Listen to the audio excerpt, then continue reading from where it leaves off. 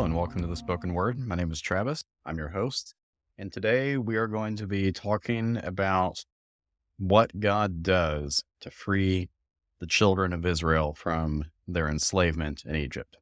And today we're also going to be addressing something that has been kind of percolating around in my brain for a while, and it's going to get wild.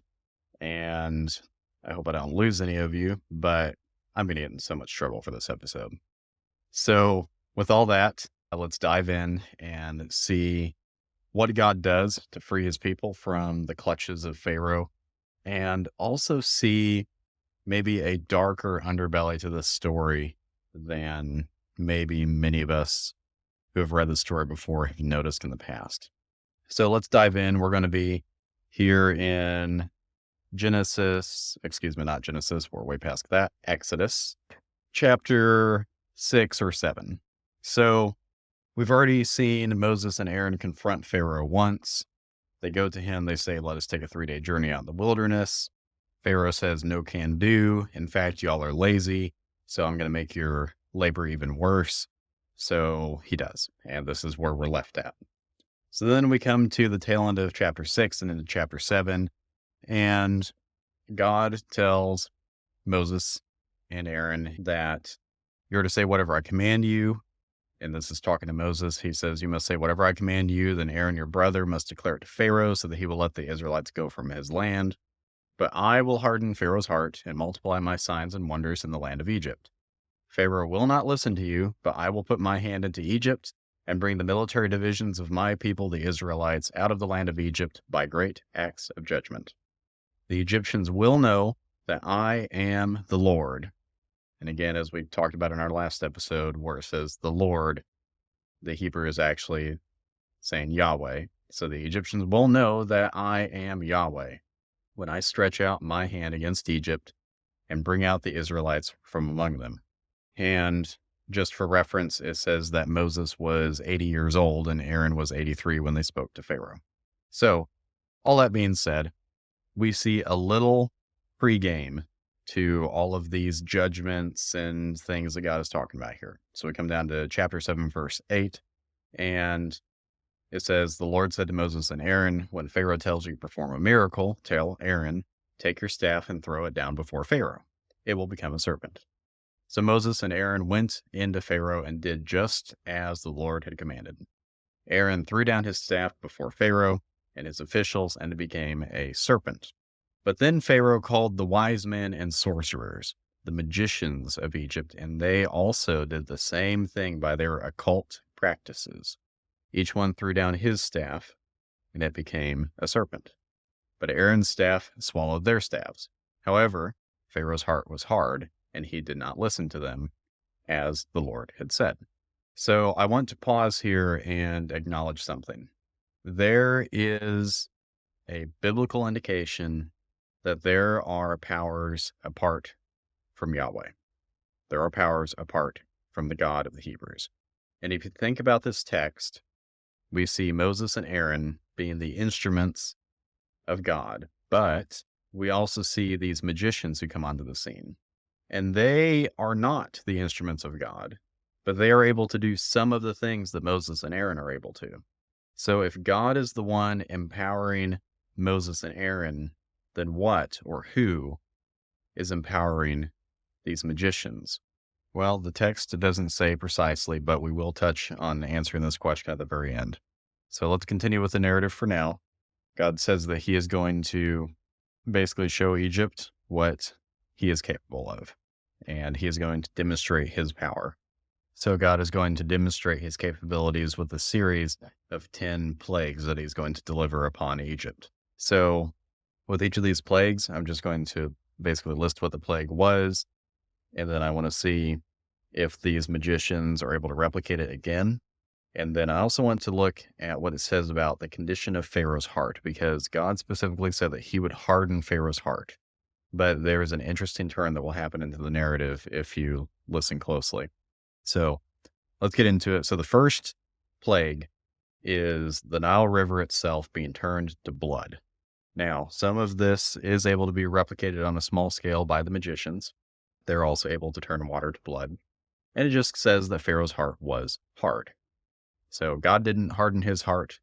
His heart was just already hard. The second plague is a plague of frogs that come up from the Nile and get all over the place. And this is again replicated by the magicians of Egypt. And it says that Pharaoh hardened his heart after he saw that there was relief, and he again doesn't let the people go despite having had these two plagues. The third plague is gnats from dust that is thrown up in the air. The magicians can't replicate this, and they even tell Pharaoh, this is the finger of God.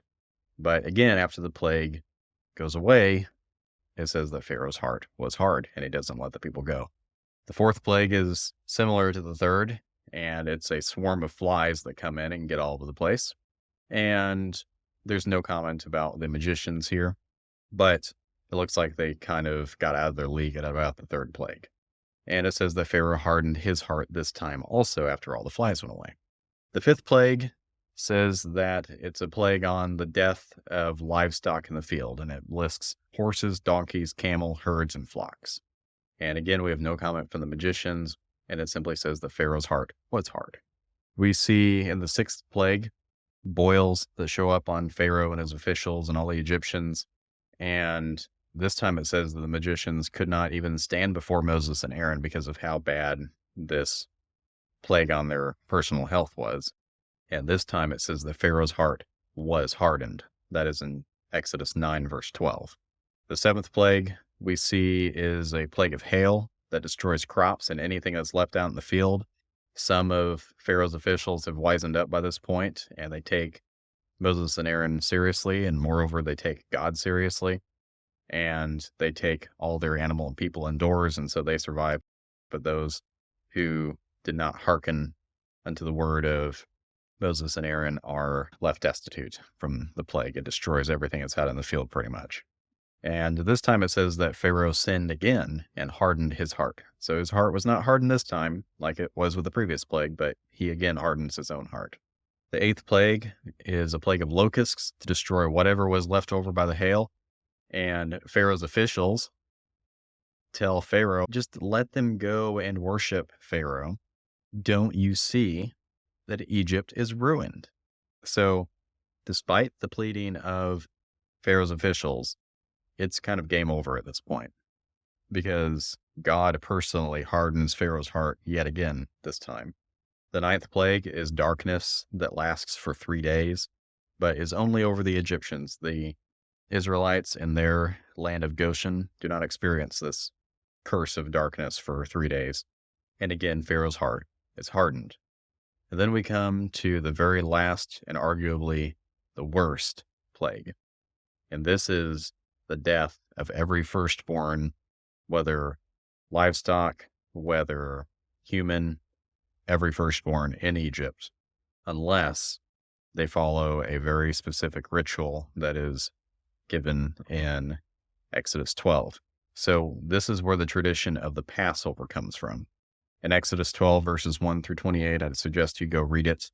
There are all these instructions that are given for this special meal that is going to become a memorial to this event that's getting ready to happen. And it's something that the Israelite people are supposed to continue throughout the generations so that they remember this event.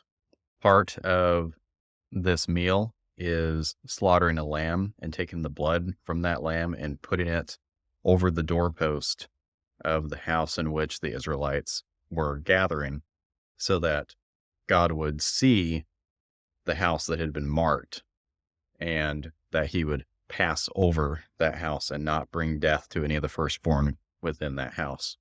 It says in Exodus 12, verse 29, that at midnight, every firstborn in Egypt was struck down. And when it says everyone, we mean everyone from Pharaoh's own eldest son all the way down to the prisoner that was in Pharaoh's dungeon. Everyone who was a firstborn who was not covered by the blood of one of these lambs was struck down. And after this terrible, terrible plague, Pharaoh finally lets the Israelites go. He summons Moses and Aaron to him, and he says, basically, get out of my country.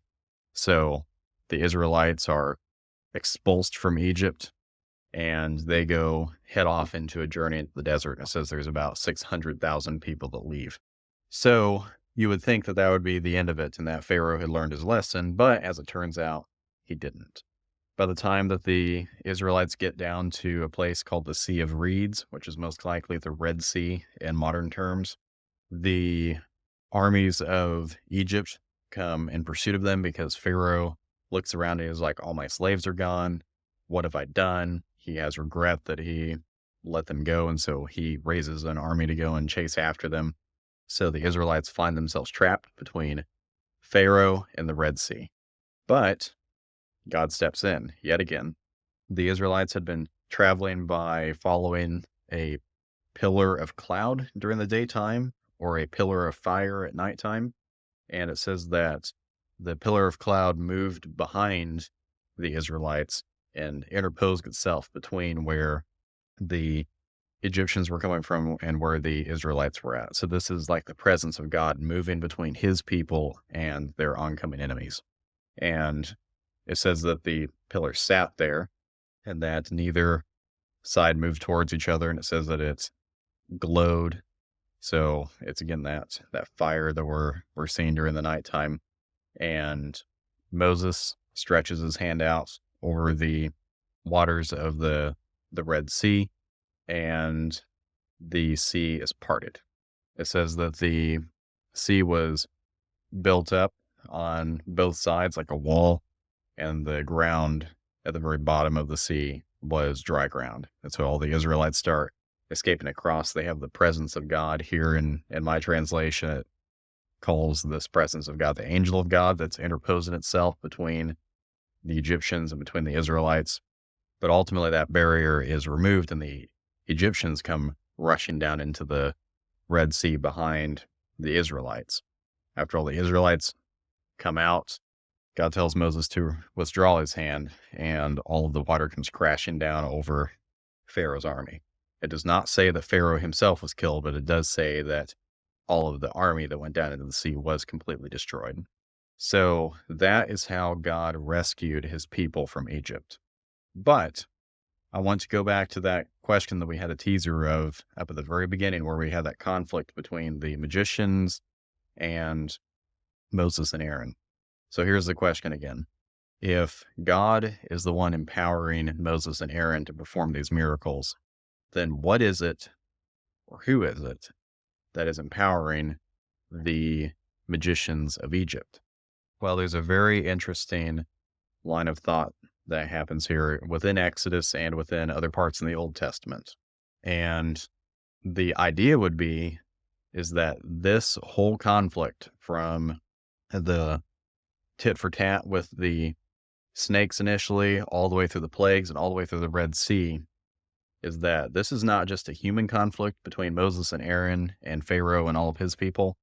It's that this is a cosmic conflict. This is a conflict between Yahweh and the gods of Egypt. And it is a contest of dominance. And obviously, the God of the Hebrews comes out on top without any kind of competition. But we do see this thought line moving through here. So these are a couple of references. This is Exodus 9:16. This is back during one of the plagues. And God, through Moses and Aaron, tells Pharaoh, basically, I could have killed you and all of your people by now, but I've let you live so that you will know that there is no one like me. So that would imply that it was possible to at least think that there were other beings somehow like Yahweh. This gets a little bit more obvious when we move on to some later passages. This is Exodus 12:12. It says, I will pass through the land of Egypt on that night and strike every firstborn male in the land of Egypt, both people and animals. I am the Lord. Or, as we've learned, I am Yahweh. I will execute judgments against all the gods of Egypt.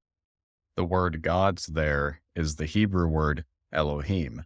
That is the very same word that we met back in Genesis 6 when it mentioned that the, quote, sons of God or the sons of Elohim saw the daughters of men and went to them and had children by them and all this other weirdness. That word Elohim shows up again here, and it is used in the term as the gods of Egypt, the Elohim of Egypt, these spiritual beings, if you will, of Egypt.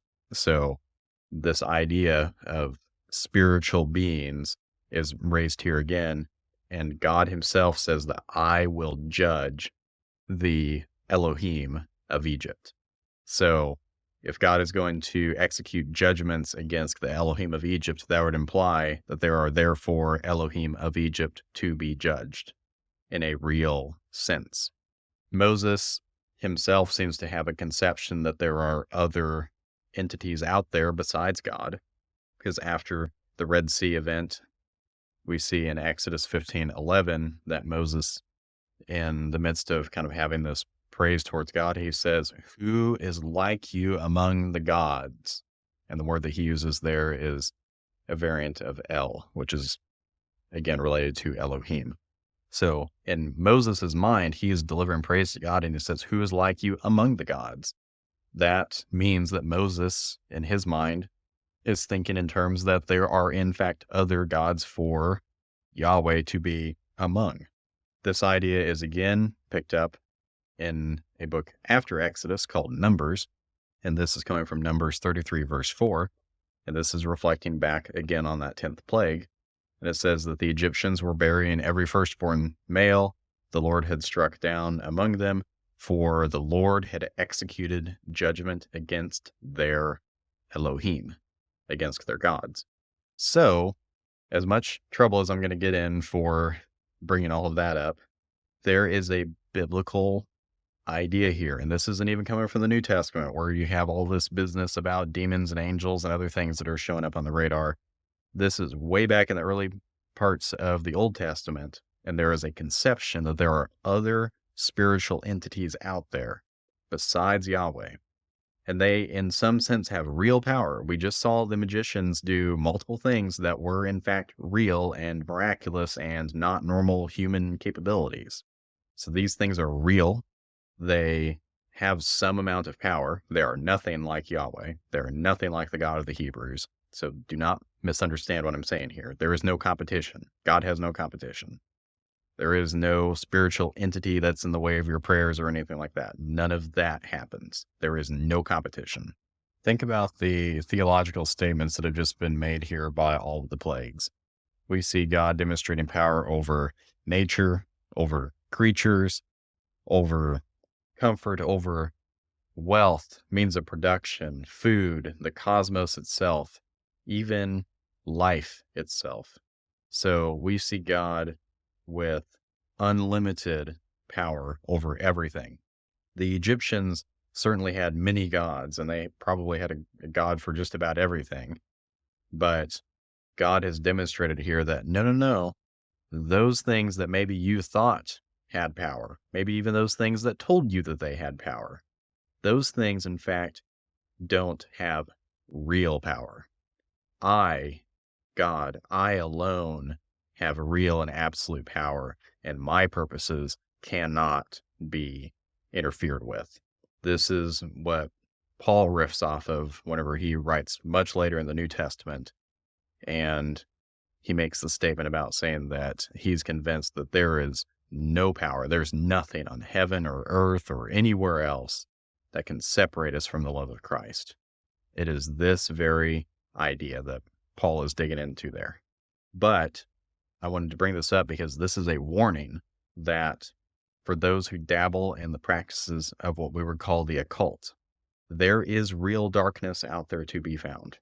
And people who go and reach into the dark may well find that the dark reaches back, because there are real things lurking in that darkness and they have real power. And it should be a warning to everyone to also note that just because someone seems to have miraculous power does not mean that that power is from God. There are entities that are opposed to God, and they do have some amount of power. They are not able to defeat God, as the plagues and as the Red Sea event shows, but they are real and they can have real effects. So I'm going to plan on doing an entire episode on this where I look at both the Old Testament and New Testament, kind of address this topic more. But for now, I just want you to understand that we see the judgment of Egypt here, but more specifically, it is the judgment of the gods of Egypt, the Elohim of Egypt, and their representatives and the people of Pharaoh, his officials, and everyone who is under their sway.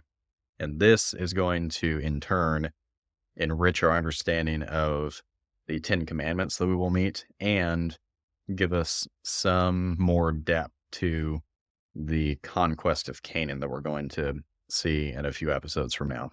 So, with all that being said, I hope that that's something that you're able to sit with and think about, and maybe, by all means, challenge me on it. Go look through the Old Testament and see what you think about this.